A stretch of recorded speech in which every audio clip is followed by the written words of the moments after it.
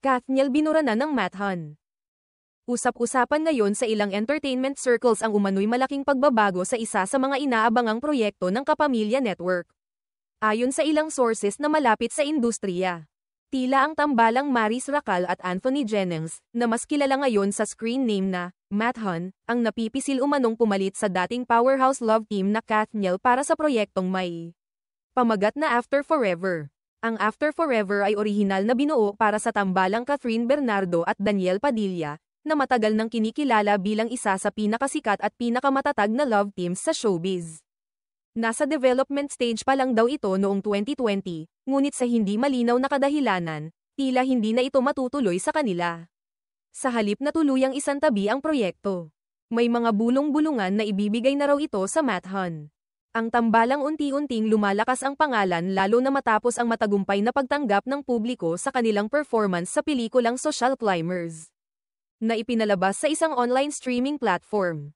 Sa nasabing digital movie, maraming manonood ang nakapansin sa chemistry ni na Maris at Anthony. Bagamat baguhan pa lang bilang tambalan sa mga major roles, nakita sa kanila ang potensyal na sumunod sa yapak ng mga naunang sikat na love teams. May natural na kilig at galing sa pag-arte na hindi pilit, ayon sa ilang entertainment writers.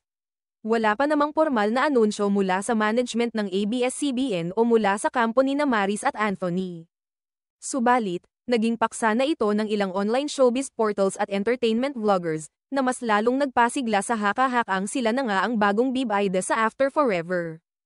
Kung sakaling totoo nga ang mga chikang ito, isa itong malaking hakbang para sa career ng Matt-Han. Gaya ng Kathniel noon, nagsimula rin sila sa mga supporting roles at unti-unting umangat sa mata ng mga manunood.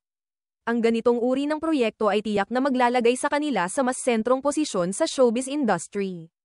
Para sa ilang fans ng Kathniel, may kaunting panghihinayang dahil inaabangan nila ang muling pagsasama ng kanilang paboritong tambalan sa isang bagong proyekto. Ngunit para sa iba, panahon na raw upang bigyang daan ang mga bagong mukha sa industriya na may sariwang kwento at kakaibang timpla ng romansa.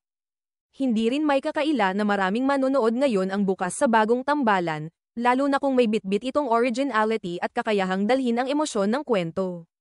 Maris, nakilala sa kanyang husay sa drama at natural charm, ay sinasabing mahusay na kabagay ni Anthony na unti-unting kinikilala sa kanyang versatile acting skills. Sa ngayon, inaabangan na lamang ng publiko ang opisyal na kumpirmasyon tungkol sa kapalaran ng After Forever. Kung totoo mang Matt-Han na ang bagong bibida, ito ay magiging isang patunay na ang industriya ng showbiz ay patuloy na nagbabago, at handang magbigay ng oportunidad sa mga bagong artista na may husay at puso para sa sining ng pag-arte. Sa huli, ang tanong ng marami, handa na ba ang Matt-Han na pumalit sa legasyang iniwan ng Kathniel?